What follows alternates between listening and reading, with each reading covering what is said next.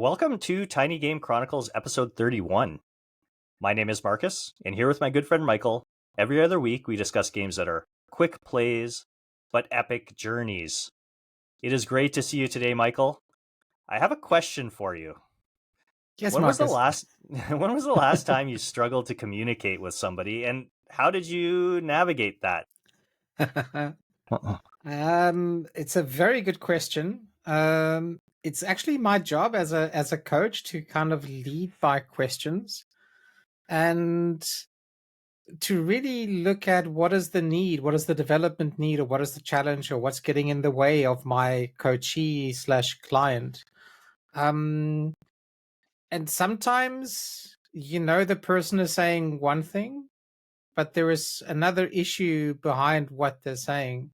And so you need to kind of see whether you can connect. And I think intuition plays a very, very big part with regards to what am I sensing, what the issue could be, and have the courage to bring it to the light. And if a person is open, you're not always 100% right, for sure, because sometimes you're just projecting something of yourself into the conversation or into the relationship.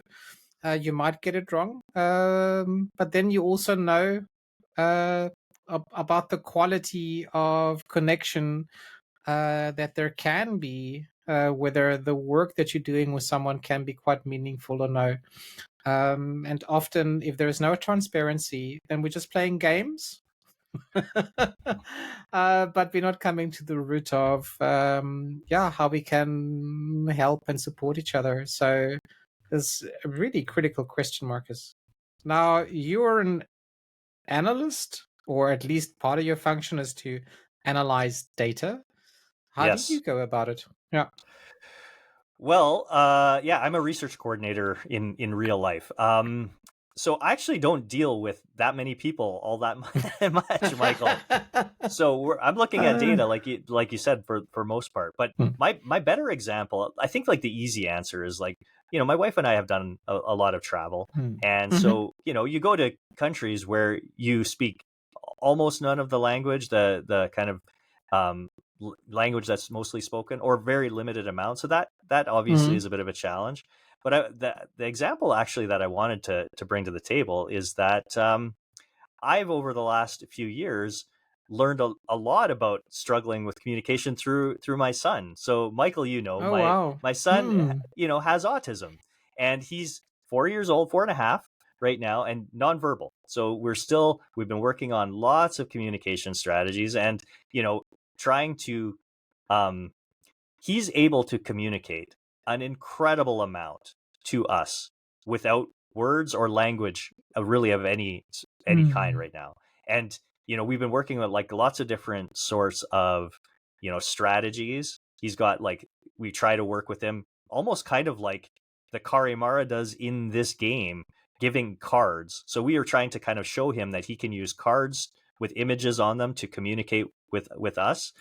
He has an iPad that he can interact that has images on it. We've tried, we practice a little bit of sign language. He's understanding some signs, but he hasn't really started using any himself to this point. So there's lots of things that we've learned to be able to communicate. And I think the one thing that Wow. has just really struck me, in these last few years, is how much communication happens between two people without formal language. It's kind of crazy. Yeah. It's touching. So It's touching. Yeah, yeah, but you're right. yeah, It's yeah, it's all those other expressions and ways to express ourselves, yeah, other than words, right? That all of a sudden have a much higher value, which we might yeah. miss if we just are wanting to listen to words, if that makes sense. No, so language per Yes. se. It's just With like you. language, verbal language is such a small part of Yep. overall human communication. It's such a small part.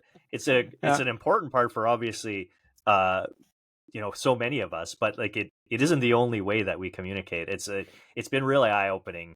A struggle, of course, at times, but like it's been really eye-opening about how to kind of like try to figure out how we can communicate and he can communicate with us, and try to keep everybody kind of happy, and also build on some skills, because obviously like it will help him tremendously to be able to navigate the world if he can has a little bit more tools in his repertoire, let's say. Very good. Thank you for that, Yeah, Marcus. Wow, no touching. problem. Yeah. And so of course the reason, I mentioned it, but the reason that I wanted to bring this up is because our main character, the character that we play in our game today, Carimara, beneath the Forlorn Limbs, does not speak. He's mute. Communicates with the other. He's mute, so he communicates with other characters in the game by handing them cards. But before we get into talking about Carimara, we wanted to just mention that our previous episode, Far Lone Sails, we had our good friend Eston, or Solo, on the Discords that he's known by, talked about this game. Michael, I really liked this game, even though it, apparently we played the game entirely differently from one another. But I also love the fact that we did play it so differently. Yeah, so I didn't know that we had a pyro magician right, in our midst here. So yeah, a really enjoyable game. Yeah, and that one that lingers long after we finished it. Yeah. Yeah, so if you haven't had a chance to listen to that, I would encourage you to check it out. Okay, Michael, let's begin our discussion about Carimara Beneath the Forlorn Limbs. Carimara released on PC just not even 2 months ago at the time of recording, October 6th, 2025. It was developed by Bastinus Rex and published by indie darling Critical Reflex. Mm-hmm. Reading from the Steam page, I thought I'd read the description because it's a good synopsis of what the game is. So, you are the Carimara, small, mute, sorceress, born of moss and mirror light, skilled only in the art of asking.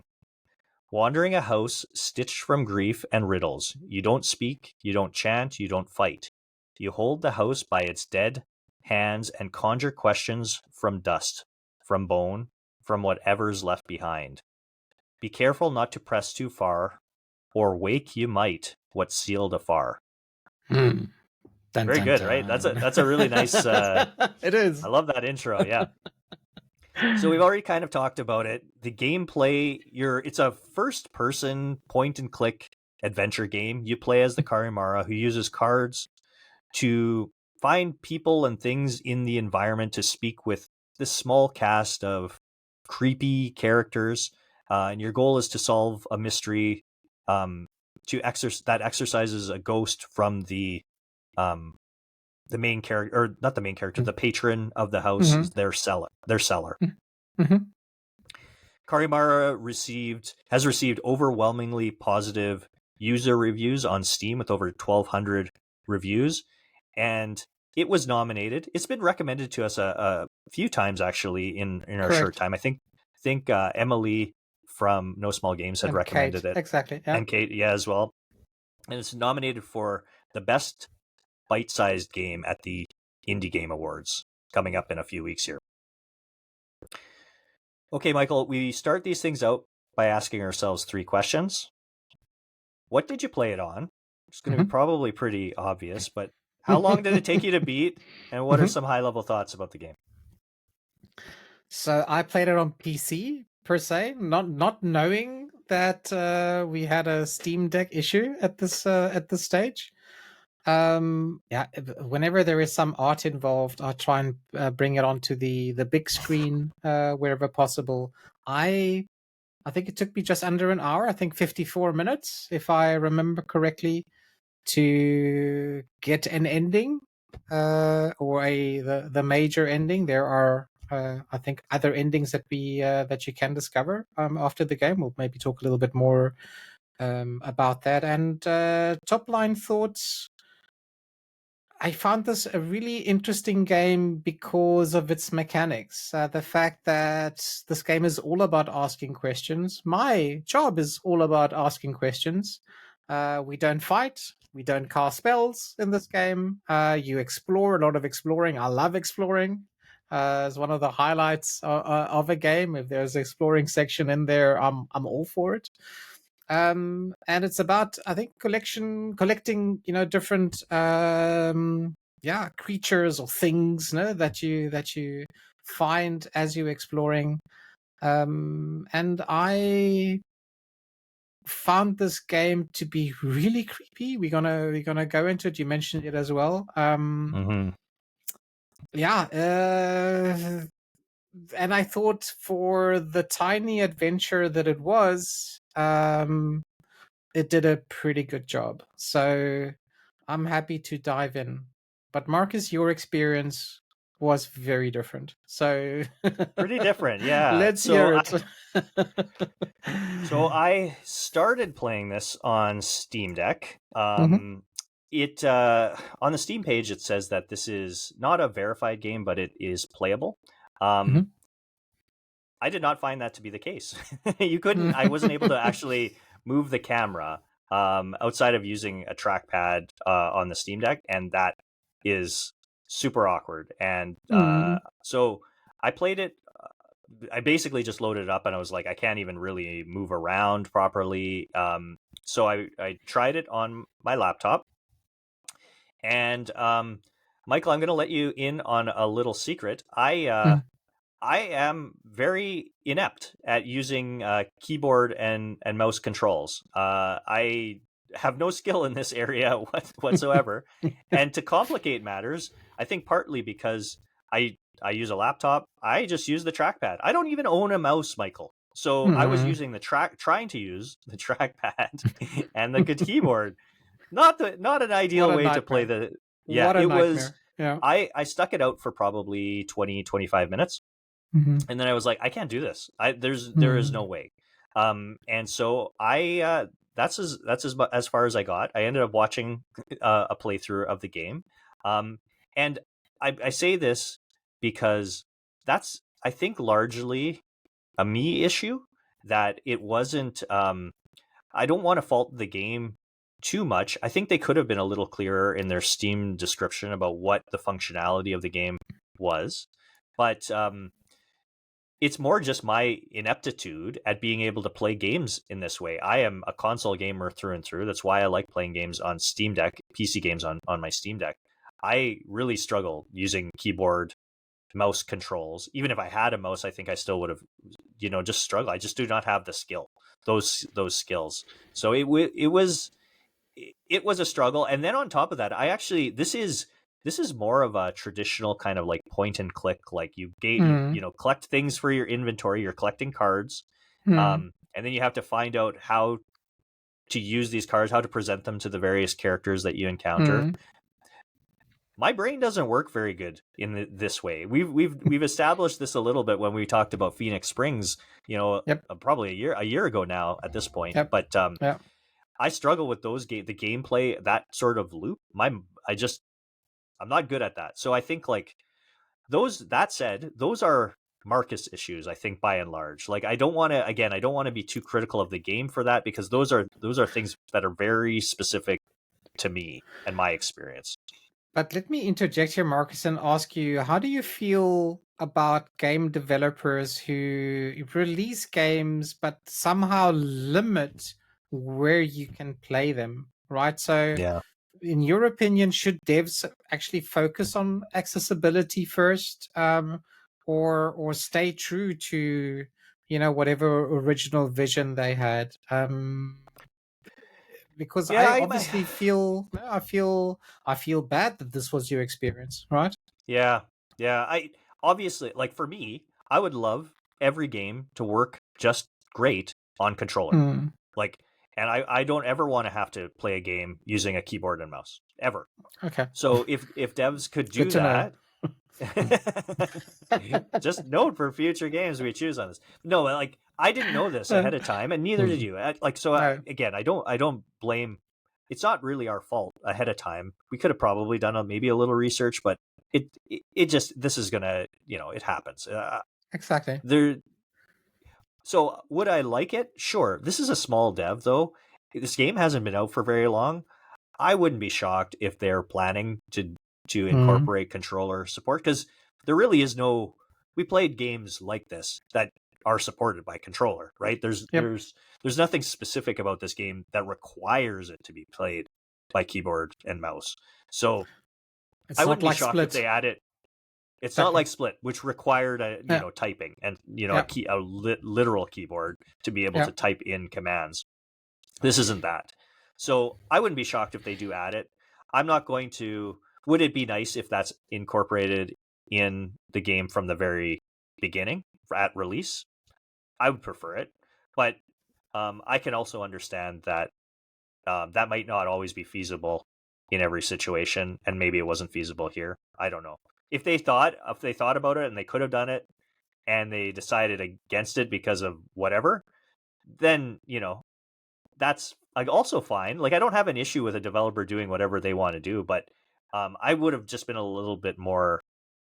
My only issue is, I guess, the only small issue is that I wish they had been maybe a little bit more upfront with how the game controlled and how playable it was on Steam Deck, because I don't think anybody could play this game on Steam Deck, and I agree. it's listed as playable on Steam Deck, even if it's not verified. I quibble with that characterization. And we've had a comment on our Discord as well, specifically about asking us, is it actually playable on Steam Deck? Yeah. Yeah. So I'd say you're no. not the only one. Don't play this on Steam Deck. If you are interested in this game after our discussion, which you might be, I think that this game does have a lot of positives, which you're going to get into in a second. It's not a game that you play on Steam Deck, or don't even attempt. At least not right now. Yeah. Yeah. So there you go, Matt. There's your answer. There you go. So a brief reminder about how we talk about games on Tiny Game Chronicles. We'd like to identify 3 things that we think particularly stood out about a game and do a deeper dive discussion on each of those 3 things.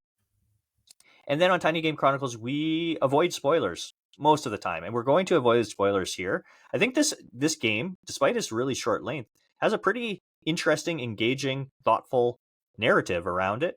We're not going to not really talk too much about the narrative in this game at all, because I think that is what is a real strength of this game, but we want you to be able to experience that for yourself. So you discover it.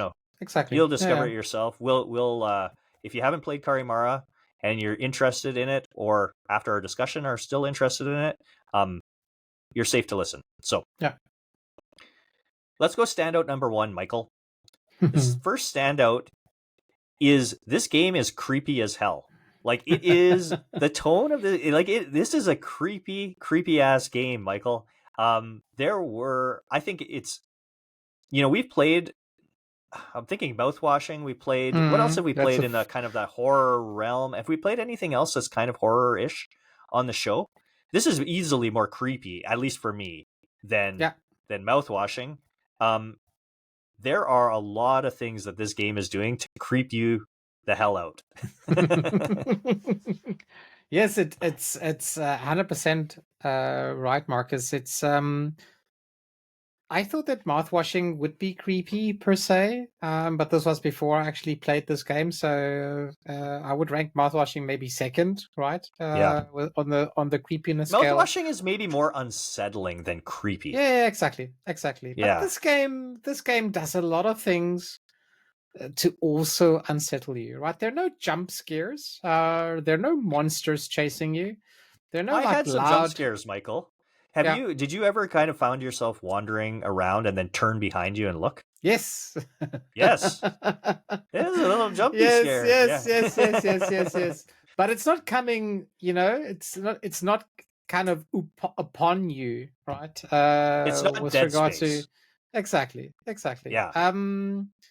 And so I think what I find interesting, what Mr. Rex does in this game, I just love Rex as a surname, is kind of creating this constant low level dread that this game has. And you always kind of know that something feels off, if that makes sense. It's like something is slightly wrong. And it's maybe the way that the characters look at you, the way that the shadows move. There is a mix between silence that this game uses to kind of add to that creepiness. The And setting, like you're stuck in this old cottage, and mm, you can go around into the, I guess, the garden or the yard a little bit, and into the cellar. Like these are all kind of like this. It's kind of this, I don't know, old, kind of a little run down, like again, almost right out of a fairy tale cottage, yep, but yep. a dark fairy tale. Um, and so that sets the tone for sure. I would also like there are the you kind of alluded to it, but the way the characters and their eyes kind of bulge bulge out, and like it's like, ooh, you kind of like jump back, not jump back, but you're kind of like, ugh, you're kind of I, giving, you're shaking, like giving you the heebie-jeebies. I'm actually glad you mentioned that. This is the one of the few games where the characters that you interact with actually lean in. Yes. So they're actually right in your face. And Yeah. in our culture, in Germany, we actually have like a much wider personal space. So I immediately feel like, oh, my personal space is Right. actually being invaded. Yeah. And those faces are not necessarily friendly. No. So it kind of adds to that creepiness, right? These expressions are exaggerated. They are twisted, if that makes sense. And I think you mentioned a wonderful word that I want to pick up here: old. Um, Mm. and I think it's quite hard to transport the idea that this is almost ageless. This has been here for many, many a year. Um, and the developer succeeds bringing this kind of age, this yeah, I think fairy tale is good, but it's almost like, I don't know, this old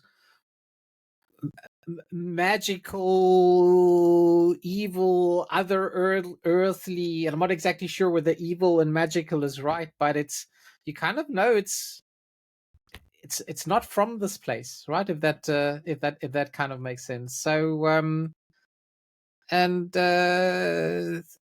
just the fact that this is creepy, I just wanted to, it's like a hauntedness. It's a hauntedness about Yes. that comes about just Well, and I think engaging with this character, this game. Yeah.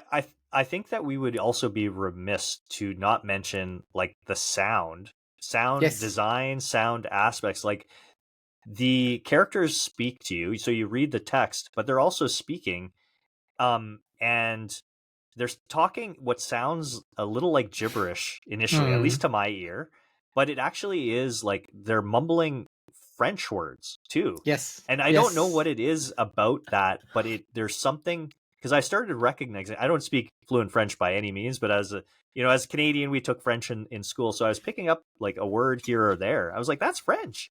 And it felt like, oh no, I don't know, it added to this weird or unusual tone to the game, and a little unsettling, kind of creepy tone.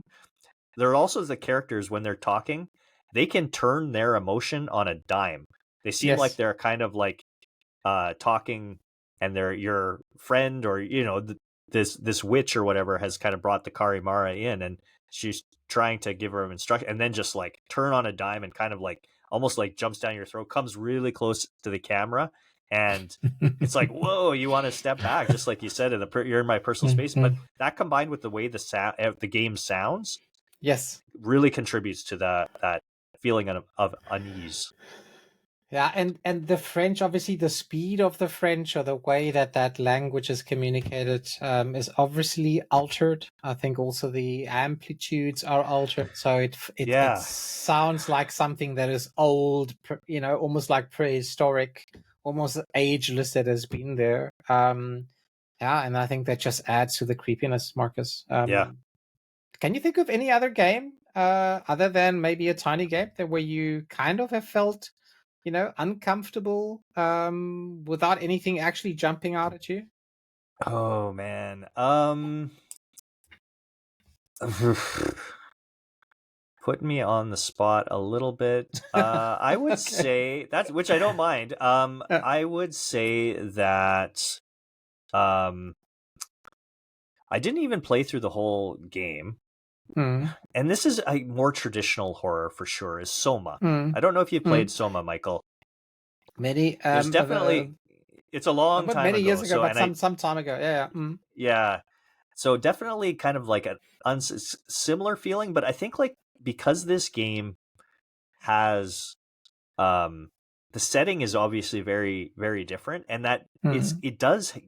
it's that fairy tale esque but very dark fairy tale. Like I don't want to make this Yes. like, this is not like Cinderella, right? This is, I mean, I guess Cinderella can be kind of dark too, but like this is Yeah. like Grimm's fairy tales, not Disney Yes. fairy tales. Yeah, Yes. exactly. Exactly. Um Exactly. so yeah, I nothing that's jumping to mind that kind of like was quite as unsettling or creepy as this that I played. It really stood out, as Yeah. as the last, I don't know, 10 minutes of discussion has suggested. We were creeped out by this game. Yeah. Goosebumps Yeah. all the way. Yeah. Yeah. Okay, Michael, let's move on to standout number 2. This, I think, also contributes a little bit to the creepiness, but that's not all that it does. So Yes. the art style was a big standout of this game. What did So you think about the art style, Michael? we spoke about bath washing before, and I know that they're also using kind of PS1/PS2 style visuals, which kind of make us feel a bit nostalgic. This game does not make you feel nostalgic No, it at doesn't. all. No, Yeah, no, no, no, so no, no. it has definitely retro graphics, but the way that the art is expressed here, we have a lot of kind of grainy textures. Obviously, the low poly models we spoke about. They are kind of It's almost washed out stop color. motion, kind of. Yeah, Yes, that's yeah, exactly it. And this kind of jerky movement kind of adds to a certain extent to the creepiness. It's like they twitch, they shift. It's almost like you're watching the puppets in an old Harryhausen film, right? That kind of makes sense, right? So, and the developer kind of calls this art a love letter to kind of the old fantastic movies. And I'm not sure, Marcus, if you remember, I don't know, some of the epic movies of the early '80s, late '70s, where animation before Hollywood used AI as we maybe know it now. There's a lot of, I think, of Clash of the Titans, right? mm, Some of the monsters there. There's a lot of that right. stop motion on the monsters that we had, and this is kind of in the use in the art um, that Bastinus Rex came up with, which I think fits this atmosphere perfectly because it adds this to this feeling of something being slightly off. It's almost like you're in a fairy tale gone wrong Yeah, somewhere, right? So beautifully made. There are a lot of kind of gray brownish textures, kind of giving you the idea of this is somewhere deep within the forest. This is something that is very old. There's some splashes of red here and there, and red, what that does, kind of the feeling of blood or of violence having happened here. But also a decay of there's some decay and some sadness that I I like that. I noticed. like that word. Decay feels like everything almost feels like it's decaying in these Yep. environments, right? Yeah. Yeah, Yeah. Yeah. Yeah. Yeah. yeah. Yeah. So. It's not unlike. Just to let me pop in here, Hmm? is like it's not unlike our previous game, Far Lone Sails, in the way that it has a very limited color palette. Like there's a lot of browns and grays and blacks, and then you get a little bit of splashes of color here and there, but it's not a colorful game. No, no, no, And it's not. I think like both of those games used that, I guess, technique very differently to create Yes. different sort of emotion and experience for the player.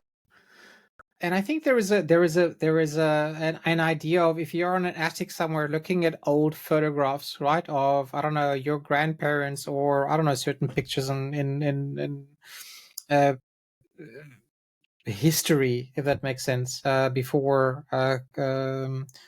colored cameras or color, came into the way that we experience the world, as in pictures and photographs.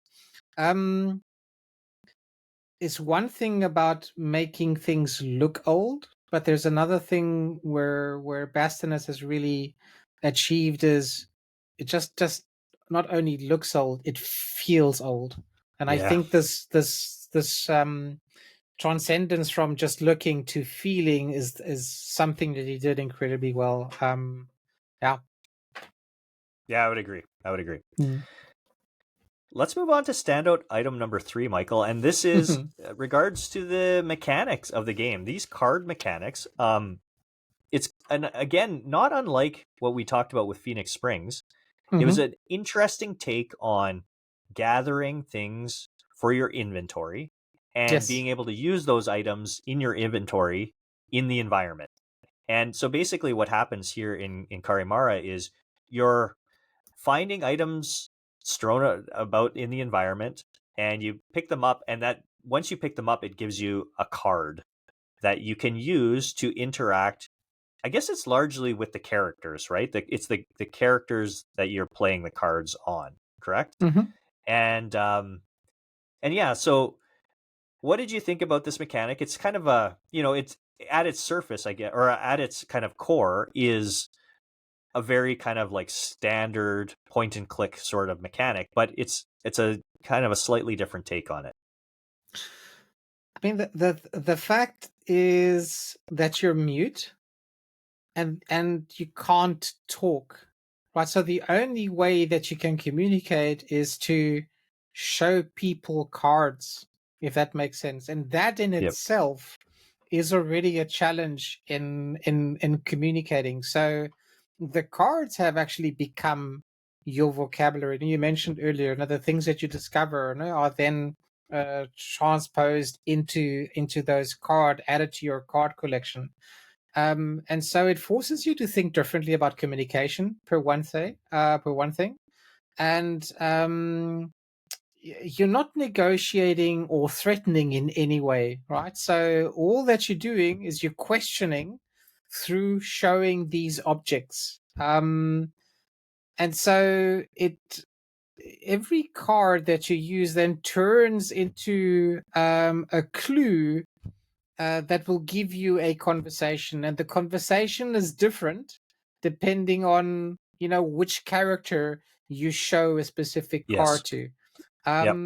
And there are fails, right, Marcus? There are. I'm not going to go into There spoiler, are but fails. obviously Yes. there I got to are. that on playing it Yeah, before I yeah, decided to shelve the game. But yeah, I yeah. actually got to a fail state. Yep. And but the failures are a part of the journey, so it's not a roguelike, right? So you're not getting No, no. anything from it, right, per se. But it is kind of part of your learning, with regards to, you learn, not to show the wrong card at the wrong time to someone, right? Yep. And this is kind of also part of the journey, to kind of think of, okay, what do those patterns do? But the game is not punishing or extremely punishing when you do get things wrong. It gently kind of redirects you in the direction that you should follow. So you will always learn something new. You're able to move forward, and it's impossible to kind of get stuck or locked out. And this is what I found a good way forward to kind of keep this 1 hour game moving forward, Marcus. Yeah. Yeah. So how Yeah, I was it mean, for so you like you're playing the watching? cards. Yeah, well, I did play it 20 minutes, 25 minutes, Michael. Yeah, yeah. So Okay. All good. I All good. probably didn't get as far as you did in 20 or 25 minutes, but I did play. Yeah. So I did get a little bit of a taste for it. And I think that like ultimately you're playing the card to the right person at the right time will Hmm. give you information that you can Yep. use to progress, right? Correct. And so Michael, we've talked about this before. I mentioned it kind of in my high level thoughts. These games, my brain just does not work this way. I always find myself ending up like, I Hmm. don't know what it is, because I'd like to think of myself as a pretty smart guy, generally Oh, you speaking, but I are. feel,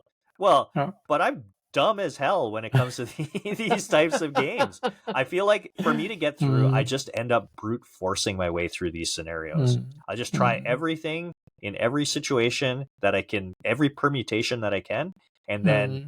eventually one of them works and I'm able to kind of get a next step.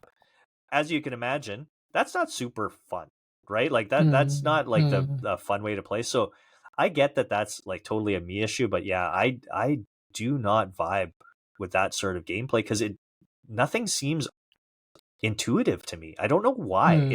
It's strange. We've talked about offline about other games that we've played that have had puzzle components to them. Yes. And Yes. I don't like it's not that those games I don't have this same sort of issue, but whatever it is with this type of formula, it just might I really struggle. I just really struggle. So Hmm. I do think it's an interesting sort of take on this, kind of like Phoenix Springs was an interesting take, that you're collecting, what was it, thoughts and Yep. Correct. emotions and stuff, and using those to kind of navigate and solve puzzles. So this is kind of an interesting take. You're not just picking up um I don't know, an item and having to use that item on a specific thing. So that's cool, but it's not enough to kind of like make it intuitive for me. So I'm yeah, with you. I'm with you. yeah, It's not a Marcus game, and yeah, that's also totally okay. yeah, yeah. Yeah, yeah, yeah. Okay, Michael, I think we can move on. We're more or less talked about our standouts. We end these things by asking ourselves if we recommend the game, and if so, to whom. So I'll let you get started on this one. So I would first of all say a big thumbs up for this game if you're looking for something short. I think it redefines what creepiness is. I think we spent a lot of time on that first standout, with regards to what it meant for both of us. Um, and I want to say it's. I'm not exactly sure whether we could call it a horror game with regards to the stress that horror causes. Creepiness is not necessarily horror; it's something else. I would differentiate maybe between the two of them. And I would say the way to approach this game, if you like detective stories or Mm, kind of wanting to, solve things. I mean, there is something to be solved here in the narrative. So definitely. fans, Yep. fans of detective games, if you're looking for unusual solutions, there is a really beautiful story to be had here per se. So don't let the creepiness scare you off, because there is gold there if you really look for it. Um, and I think if you really appreciate handcrafted indie games, this is such a handcrafted game, Marcus. There is so much that the developer here does right. For me, it's a meaningful story that can be played in an hour. But the caveat here at this stage is it's not, and this is unfortunately where I have to kind of give a minus. It's not made for handheld. Um, so if the only way that you can play it is on Steam Deck, it's not on consoles yet, then this is unfortunately not a game that I would recommend at this stage. Yeah. Yeah. If the only way that you can play it is on Steam Deck, I would say keep it on your backlog, and wishlist it. But I think just check if there are any updates with regards to when it's available to play, either on consoles or, as I said, on the Steam Deck per se. That's the only caveat here, Marcus. What about you? Yeah. I mean, I think my thoughts are pretty clear. I think that there is a lot to really like about this game. Hmm. And I think the issues that I had with it, again, are mostly me issues. So, like, Hmm. unless you find yourself a very similar style of gamer to me and what I've described, I think that, this game is definitely worth checking out if the other stuff that we've said has sounded interesting. This is a really kind of cool environment, very creepy environment. The gameplay is unique to the genre. The Hmm. story that they tell, which again we haven't really touched on, is Yes. maybe the one of the biggest strengths, if not the biggest strength of the entire game. And that's why we didn't want to touch on it, because it is such a great part of the game. Yep. So I think like if you are able to get past the issues that I had with it, whether like if you're cool playing on PC with keyboard and mouse and you don't have the same challenges that I do with these point and click games, I Hmm. think that it's definitely worth a shot. Um, it's only $5, I Yep. think. So it's not a huge investment. The time commitment, again, very short, like less than an hour, I think, for most people to play through Hmm. this. So yeah, like outside of those caveats, those Marcus issues, I think that it's largely a pretty strong recommend, which probably sounds funny coming from me, considering I was only able to, I didn't even finish the game Hmm. and was only able to Hmm. play like 20 minutes of it. So, Hmm. but that's kind of where I think I settle in on it. This is a very good game that was not for me. That's Yeah. a fair assessment, Marcus. Thank you. Yeah. So, Michael, that's it for episode 31. We'll finish things off with a little bit of housekeeping. We would really, of course, appreciate it if you shared, liked, subscribed, and left us a 5-star review wherever you happen to be listening. Aside from that, you can follow the show on Blue Sky at Tiny Game Chronicles. You can follow me on Blue Sky at Marcus O'Neill 79. And Michael, I have 2 other podcasts. So one Go for podcast it, is a Marcus.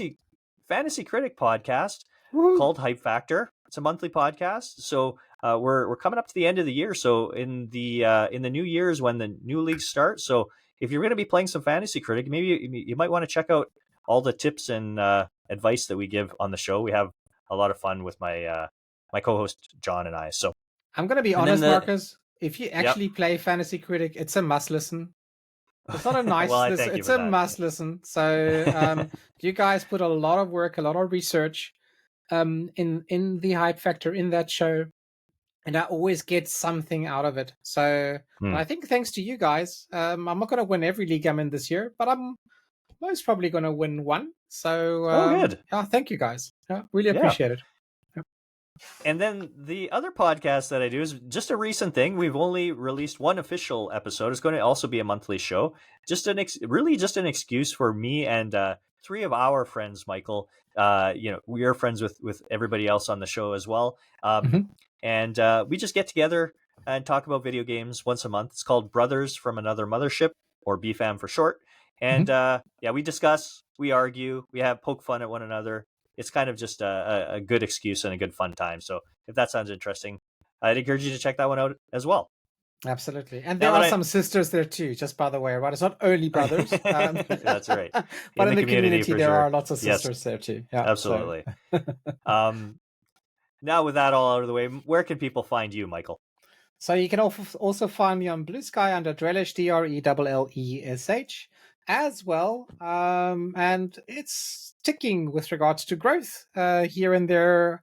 We always welcome a new visitor on our Discord community, Marcus, and the link to our Discord will be in the show notes. Yes, and Tiny Game Chronicles is now on YouTube. We've been there for, I don't know, Yay! a little over a month. So we're releasing our video versions of our episodes on YouTube, doing some shorts, trying to get, at least 1 or 2 shorts every episode. So if that sounds interesting, you want to see our, our handsome faces, you can check us out on YouTube and yeah, subscribe over there. Absolutely. And don't forget, we're getting one of the benefits on YouTube is that you're getting that uncut, right? So if there are any bloopers, that's the way that you're going to see it.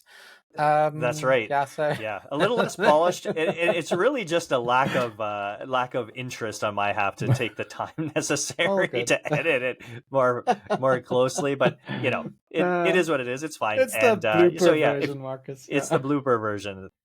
It's the blooper version. Uh, Okay, Michael. Last thing we need to do is introduce our next game for Tiny Game Chronicles. woo. So this game, Michael, the development was led by an individual named Nama Takahashi, and Mhm. also a couple other developers listed on their Steam page: Tiny Cactus Studio and Tsuyomi. Mm-hmm. It's described as a charming yet mysterious exploration puzzle platformer where you discover creative ways to use bombs. And this game was actually recommended, first put on my radar by one of our community members. Soccer had recommended it back in September, I believe. And I was like, this sounds good. I'm putting it on the list. And I'm glad that we're able to get to it at this point. Michael, the name of this game is? So we're gonna pronounce it differently. Yeah. You say you're pronouncing first. So it's actually 3 O's, with the first O having what we say here in Germany an umlaut, so 2 little dots on top of the O, and that changes the sound for us Germans. We would not say O, we would say Ö. So like mother, if it had an umlaut in German, it would be murder. Murder. Yeah. So I'm not exactly sure how you're going to pronounce it. I'm going to call it air. Marcus. I'm going to say ooh. Yeah. Ooh. Okay, take your pick. Yeah, take your pick. So I don't know. I know that we both played at least a little bit of this right now so far, Michael. Enjoying what I played so far. Same. Yeah. It's not like this game. Yeah, again, very different. We like kind of going back and forth a little bit in terms of the style of games that we play from episode to episode. So yeah, this is very different than Carimara. But I think a very cleverly put together game, very ingenious. And if you like, I'm not sure we can say it's a platformer of sorts. Yeah, I think so. With a bomb mechanic added. Then you're invited to play with us. It's a really enjoyable, I would say, a nice festive holiday season type of game with bombs. Ooh, with bombs, yes. Yeah, it uses some, at least to what I've played so far, it uses some very innovative, interesting ways of using bombs to solve puzzles and kind of move around the environment. So yeah, and you have to think. I'm looking forward to. So yeah. There is some thinking. There is some thinking. There in is this some one too. thinking We'll that see, needs to we'll be see done. how that goes for me. Yeah. Okay, I guess we can just wrap things up here, Michael. So I will just say thank you for listening, and we will be back in 2 weeks with ooh. Hey. See you then. Bye. Bye-bye.